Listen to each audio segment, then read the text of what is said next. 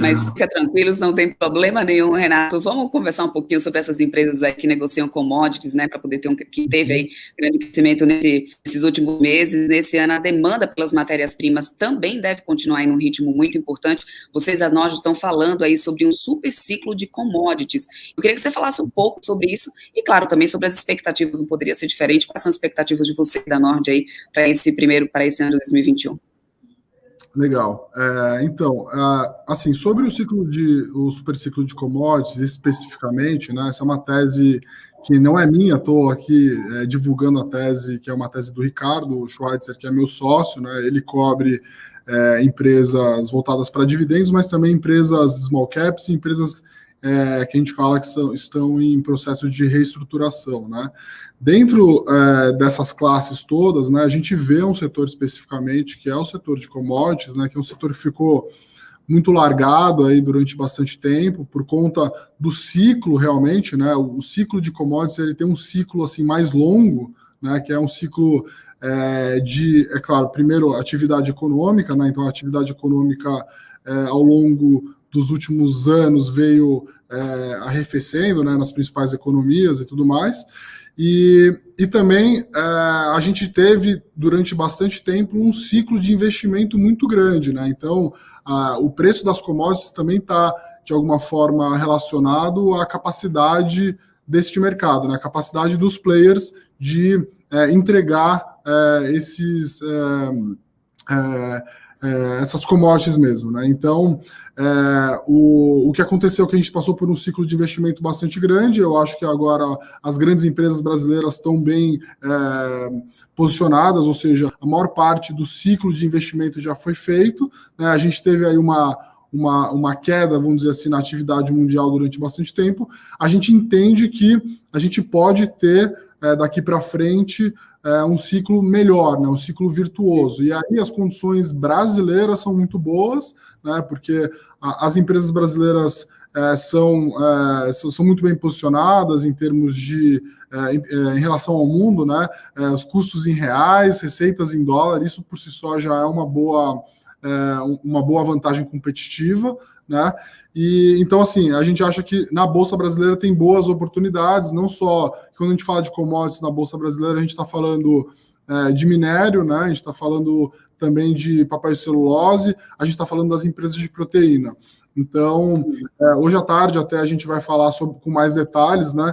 Eu estou aqui pincelando um pouco a ideia por trás disso tudo, mas assim, o Ricardo, que é realmente o dono da tese, então até prefiro que deixo até o convite, né? Hoje às 4 horas no YouTube da Nord a gente vai falar com mais detalhes sobre isso.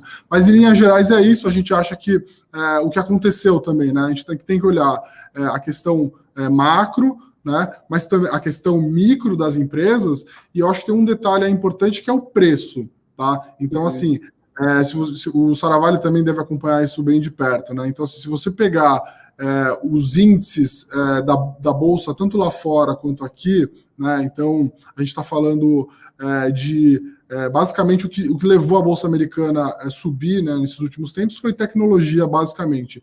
Tudo aquilo que é velho, né, valor, ficou muito para trás, né? Então, a gente pode dizer aí que as empresas de valor mesmo e também relacionadas a commodity ficaram muito para trás. Então, a gente tem aí 3 componentes importantes que a gente gosta de fazer o investimento.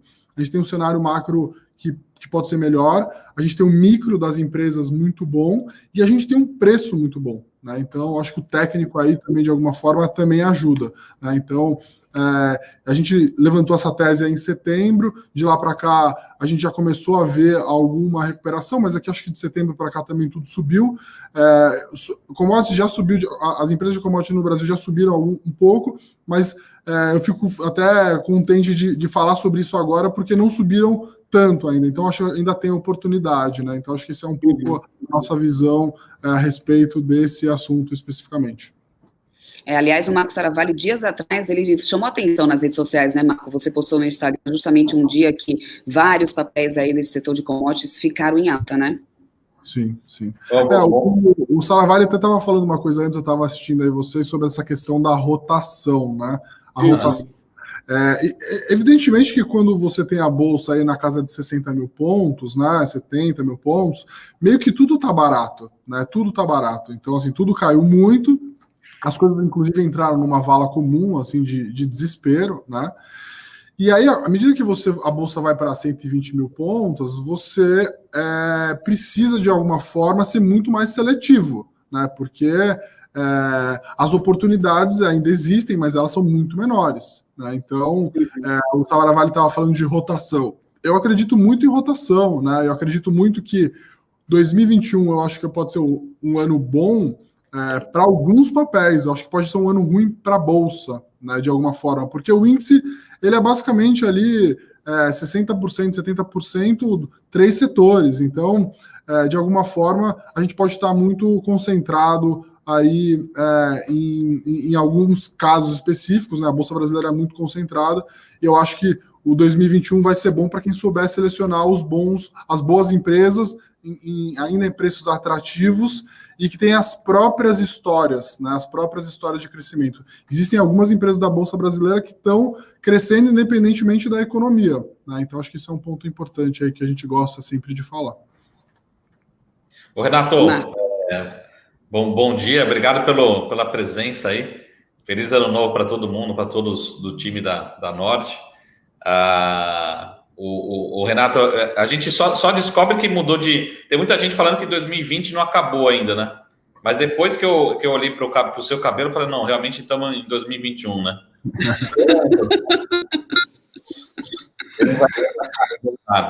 O Marco não ia deixar passar barato. Mas eu fiquei em dúvida até, porque chegou ali no final do ano, né? A bolsa começou a escorregar, tinha o risco de eu não ter que fazer isso, né? Ela fechar aí o ano abaixo de 110. Mas foi a brincadeira, foi legal, assim. E mais legal do que isso é que, assim, você perde o cabelo, mas você ganha mais dinheiro, né? Então, assim, tem uma simetria boa aí. Eu tenho uma dívida aqui, ó. Não é nem minha, mas eu estou usando de outros aqui, uma. Essa dívida aqui é de... Quanto que era, Débora? 100 mil pontos, né? Isso. Passasse 100 mil pontos, ele ia trazer uma espumante. Mas Saravalli, essa não vale, né? Fala, o Saravalli, você ficou mudo? A gente te ouve. Essa aqui é dos outros. Exatamente. Você está roubando que estava aí rodando, hein? Não vem não, que essa aí eu já sabia que estava por aqui. Essa dívida, Renato, ele ficou o ano inteiro prometendo para a gente que quando a Bolsa voltasse novamente para os 100 mil pontos, ele ia estourar uma champanhe aqui comigo, com a Paula Moraes, também a nossa apresentadora aqui, só que essa espumante nunca apareceu, a champanhe nunca apareceu, nunca pagou isso, nunca pagou ele. Ao contrário de você, Renato, que paga as dívidas, o Saravalli não costuma fazer isso, tá? Eu ia usar os dividendos da Taurus, mas eles não pagaram ainda dividendos. Então, o Renato, só para voltar ali para o assunto das commodities, duas perguntas em uma. Geralmente eu faço duas perguntas em uma. Primeiro, vocês têm algum setor, assim, em termos de commodities? Quando a gente fala de commodities, a gente tem opções na bolsa, as ações, mineração, siderurgia, ou até agro, enfim. Ou tem algum outro setor que vocês estão mais animados, no sentido que tem outras opções de commodities, por exemplo, ouro, prata, enfim. Como é que tem algum destaque, assim, você, o Ricardo, em relação a commodity, ou vocês fazem, quando vier o super ciclo, ou se realmente acontecer, tudo anda junto, tudo se beneficia? Como é que vocês estão vendo? Ou tem alguma commodity que tem um potencial maior? Como é que é a preferência de vocês? Sim, assim, a gente não está fazendo uma análise puramente top-down, então a gente não está comprando uma cesta de empresas de commodity, a gente está olhando, é claro, essa dinâmica do mercado, mas a gente está olhando micro, então a gente escolhe empresa a empresa no final do dia, né? Assim, se eu puder aí dizer quais são os setores especificamente, então assim, a gente gosta de mineração, então Vale, né, a gente ainda gosta, acha que é uma empresa ainda, apesar de ter subido bastante aí, atingido R$500 bilhão de market cap, a gente ainda gosta.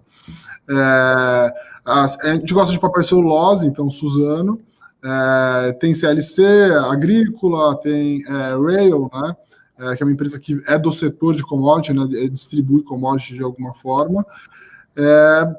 Assim, petróleo não está no case aí de super ciclo de commodities, mas o Bruce tem uma ação que ele gosta bastante, já há bastante tempo, que é a Rio, né, que é uma empresa que basicamente explora campos maduros, né, de petróleo, e assim, é uma empresa que até saiu aí entre as 10 ações que mais subiram no ano passado, né, apesar de ter subido bastante, a gente acha que ainda pode ter bastante novidade, né, mas é uma empresa que acertou muito durante a crise, ou seja, conseguiu proteger muito a empresa do ponto de vista de vender petróleo futuro a um preço bastante alto. Então, naquele momento lá da crise, onde a gente viu aquelas histórias de preço de petróleo negativo e tal, a empresa conseguiu se proteger bastante. Ela também, de alguma forma, reduziu muito a parte de custos e hoje ela ainda é uma empresa que tem um lifting cost muito barato, né? Que é o lifting cost, basicamente é o quanto que você gasta para tirar cada barril debaixo da água, né? Então, não é tão barato, ela não gasta tão pouco que nem a Petrobras, mas ainda assim gasta muito pouco, que de uma forma geral, comparado aos grandes players do mundo, é uma empresa que ainda está numa uma posição muito privilegiada, vai fazer uma oferta agora, vai se capitalizar, então acho que isso tudo tem também a melhorar o balanço, então uma empresa que a gente gosta bastante, tá? Então, mas eu diria que se eu pudesse destacar quais são as commodities, eu esqueci de falar de proteína, então também Minerva também é uma empresa que a gente gosta, acompanha bastante, então eu diria que é mineração, proteína, mineração, proteína, papel celulose, né, e a SLC agrícola é a Rail, que a Rail é uma empresa que distribui praticamente, né, as commodities pelas ferrovias e tudo mais, né. Sim. E o Renato, só mais uma pergunta. Você é um cara que está assim, muito próximo dos gestores, né? Conversa muito com muita gente e tal. Eu queria entender assim, não sei se você pode passar essa opinião, ou se puder citar alguns nomes, como é que está a cabeça dos gestores em relação a esse assunto? Gestores aqui, principalmente no Brasil, eles também estão animados ou ainda estão... Porque não é um setor também que você, às vezes, acaba envolvendo empresa estatal, é um setor também que você precisa entender muito do ciclo. Como é que está o ânimo deles? Eles também estão comprados na tese? Como é que está a cabeça? Se você puder citar alguém, assim, algum nome que você conversou recentemente, enfim, como é que está a cabeça deles? Tá, assim, eu dividiria em 2 tipos de gestores, tá? Então, assim, eu falo bastante com gestores de multimercado e gestores de fundos de ações, tá? De alguma forma, eu vejo o gestor de fundo multimercado, ele é sempre mais pessimista, tá? Então, assim, ele acompanha muito a parte macro, né? Então, assim, a parte macro Brasil ainda me parece muito ruim, né? Porque, assim, a questão fiscal ainda pesa muito, olham também a questão do comportamento aí de taxa de juros, de câmbio e tudo mais. Eu diria que os gestores brasileiros multimercado, eles não estão muito otimistas com bolsa, tá? Na maioria das vezes, eles estão apostando em equities através da Bolsa Americana. Assim, a Bolsa Americana eles gostam, né? Acham que tem capacidade de recuperação maior, das empresas se recuperarem mais do que as empresas brasileiras e tudo mais. Sobre os gestores brasileiros aqui, né? Eu acho que de alguma forma a crise acabou levando muitos gestores a procurar empresas de muita qualidade, né, um histórico muito grande de qualidade, né, então acho que tem alguns cases aí que ficaram meio queridinhos agora, né, então Natura, né, mesmo B3, Localiza, as empresas de varejo de alguma forma, acho que todo mundo está meio que dentro desse case, né? Acho que entre bancos já não há tanto um consenso e tal, mas assim, o que eu vejo de tudo isso, né, eu só acho que, já que a gente está falando aqui também para a pessoa física, eu acho que existe uma oportunidade muito grande que, assim, eu acho que de alguma forma os gestores, tanto multimercado quanto fundos de ações, acabaram ficando muito grandes, né? Então eles estão cada vez mais restritos a olhar empresas menores, que não são pequenas, mas menores, que têm menor liquidez, e por isso eu acho que, de alguma forma, mid-caps e small-caps ficaram muito para trás, né? Empresas são tão boas que nem as empresas grandes, mas que, por uma questão do tamanho do gestor, ele acaba nem olhando para isso, né? Então, eu diria que, assim sobre commodities especificamente, eu vejo um ou outro gestor falando sobre isso, né? O próprio, você falou para você citar nomes, né? O Paulo da RPS gosta bastante da história de commodities, então ele tem falado isso já desde o ano passado, mas também agora nesse ano, né? Apesar de ser uma análise muito mais top-down que ele gosta de fazer, então ele olha mais o macro e depois toma as decisões aí de quais empresas investir. Eu diria que, assim, quem eu tenho ouvido falar mais de commodities especificamente tem sido ele, né, que tem uma cabeça, já acho que de commodities já há bastante tempo. Então, eu destacaria o Paulo da RPS. Renato, só para poder, já está falando de commodities aqui, para poder falar sobre, eu vou passar para você aqui algumas perguntas que o pessoal que está assistindo a gente aqui no YouTube tem algumas perguntas aqui no chat, e já que é commodity, eu tenho uma pergunta aqui do Breda Breda, ele fala assim, não preocupa o endividamento das estatais chinesas versus commodities brasileiras? Eu quero já agradecer também para a audiência de todo mundo aí, quem está acompanhando a gente aqui no canal da gente no YouTube, mas Renato, essa é a pergunta do Breda Breda. Tá. O Breda Breda, imagino que deve ser parente do Breda. Assim, é claro, assim, de uma forma geral, assim, hoje existe muitos dados que a gente pode entrar numa espiral de preocupação, né? Assim, o próprio Brasil hoje, se a gente for pensar a questão fiscal toda não sendo endereçada, isso pode, de alguma forma, ao longo desse ano, ser o principal driver para a Bolsa, né? Ou seja, a gente fica falando muito de empresa, de setor, né? Mas existe um risco local, né? O grande risco para o Brasil esse ano é a questão de se vai ser de alguma maneira endereçado o problema fiscal, né? Então,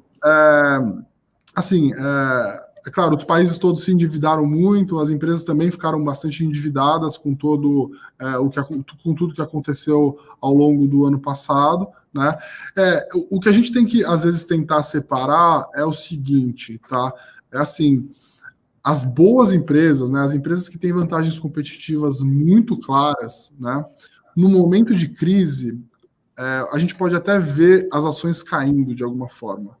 Mas, assim, o que você tem que pensar é, se aquela empresa que é a melhor do setor, é a mais bem posicionada, é mais bem capitalizada e tudo mais, se ela vai sofrer um pouco, eu fico imaginando o que acontece com o resto da cadeia, né? Então, as competidoras.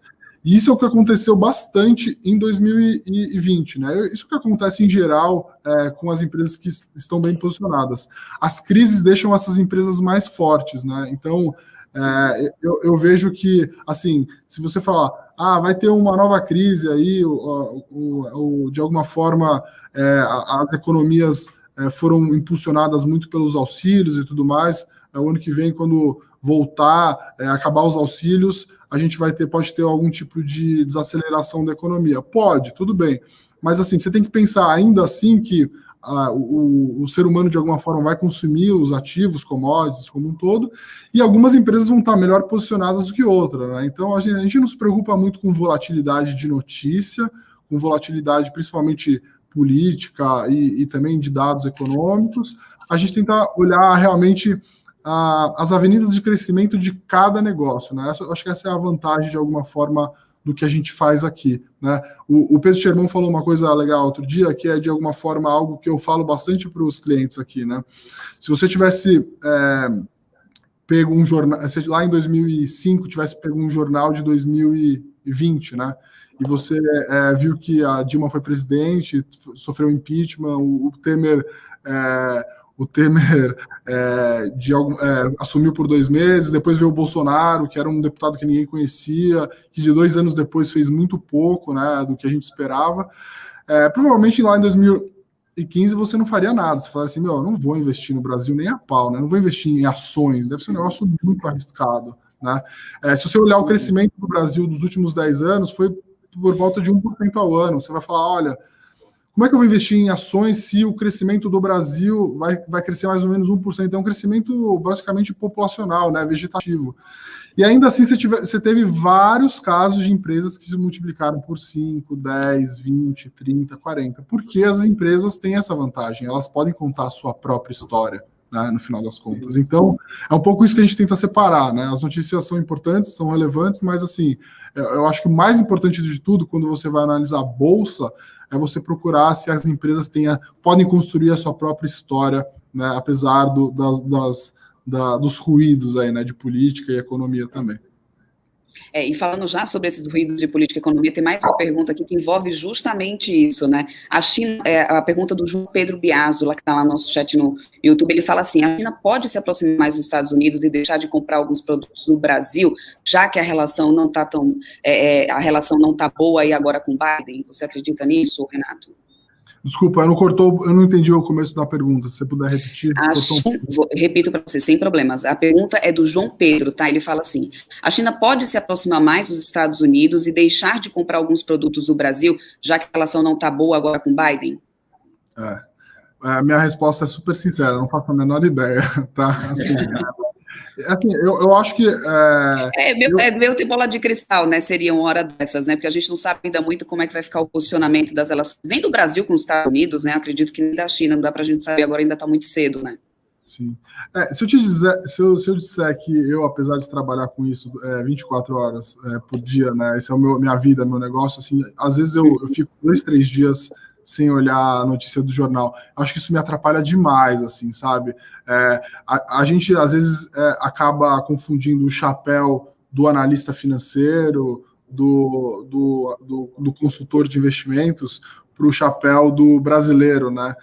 A gente fica muito chateado com várias notícias que todo dia aparecem, né? Sobre política, sobre economia. A gente acho que virou ali depois das eleições do Bolsonaro, a gente achava que as coisas andassem numa velocidade muito melhor. Acho que algumas coisas foram endereçadas sim, né? Mas acho que assim, a própria postura não é legal, né? Então, assim, o presidente falar uma coisa e a bolsa cair 2% num dia não é legal, né? Não é legal. Então, eu de alguma forma tento me evitar ficar lendo muito essas notícias e tentar ficar prevendo muito o que vai acontecer, né? Assim, em termos políticos e econômicos.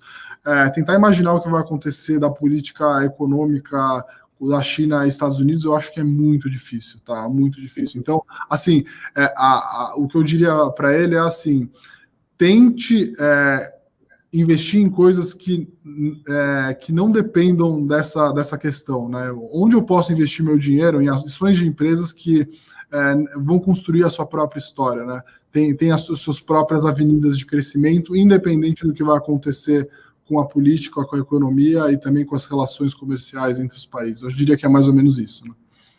Maravilha. Marco, você tem mais alguma pergunta aí sobre commodity ou a gente pode mudar aí de assunto?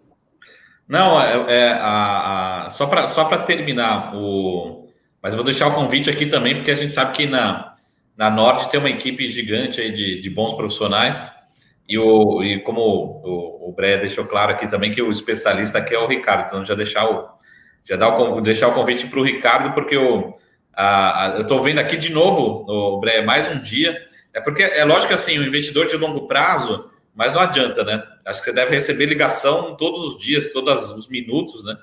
E agora a gente tem Suzano, CSN, Gerdau, tudo são os destaques de alta, excluindo o Cogna, que acho que é um assunto particular, né, que está acontecendo hoje.